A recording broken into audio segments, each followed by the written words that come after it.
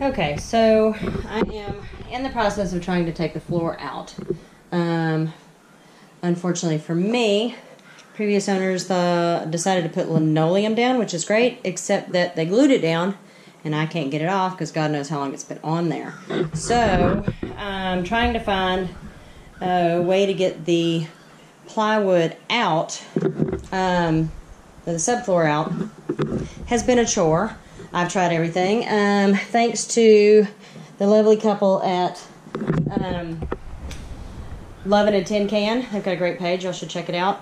When they took their subfloor out, the way they did it was, I believe it was them, they would find the bolts that were in the floor and then cut squares, sorry for the twist, cut squares around the bolts, pry the plywood out, so they'd use their circular saw, cut squares around it, pry it out, and then go back and remove them the other way.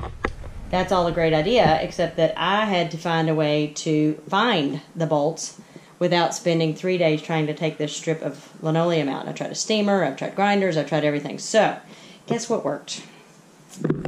A battery, or a magnet on a string. So, this has worked out great. So what I do is once I've cut a perimeter, so I cut a little perimeter to make sure I see where the studs are, and then I'm just dragging the magnet across, and when it hits a bolt, it of course gets tense, and then I keep going, and I've just marked them with a Sharpie, and then just cutting around the X's. So that's what I've had to do so far. I promise I will not be gluing down anything to this floor. I'm going to put in a vinyl click deal, but there will be no more gluing of flooring to this. So that's this step on trying to get the subfloor out. Thank you.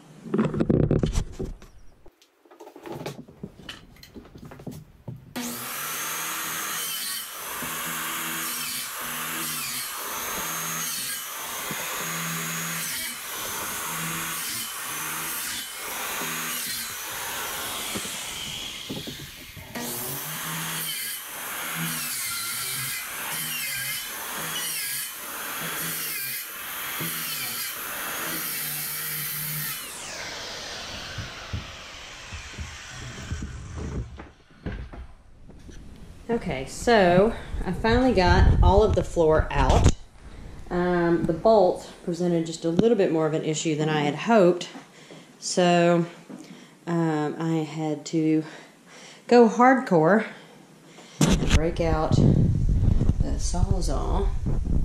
But once I finally got to the point that I realized that that's what it was going to take to get those suckers out of there quickly, it took me about an hour and a half to get all of the main ones out. So I just have to go along the perimeter.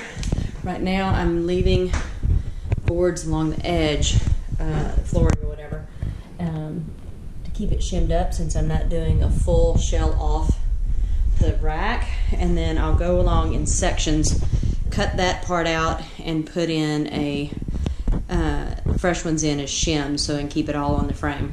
But anyway, so that's where I am at this point. It's looking pretty good. Tomorrow I take out the belly pan, so I'll do a video on pulling all the rivets and all that, and that whole process that I'm going to go through on that. But I'm going to have to start working in the evening some, so because I needed some light, and why not, I went ahead and got patio lights to fill it up. I love those Edison bulb ones. So this will be my work light in the evenings.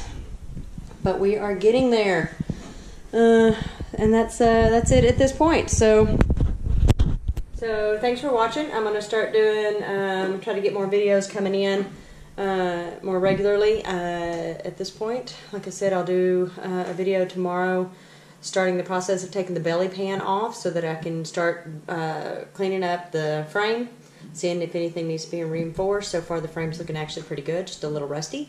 The belly pan's going to have to get all replaced. I'm going to take out the gray water tank, or the black water tank. The 69 model doesn't have a gray water tank, so I guess they just drained it all out, which I'm glad we don't do that anymore. But I'm not going to be using it, so I will be taking that out and adding a larger gray water tank. But that whole process starts tomorrow, and we'll go from there. thank you very much. Be sure to like, subscribe, and all that good stuff, and to stay up on what's going on. And we'll see you soon. Thanks. Bye.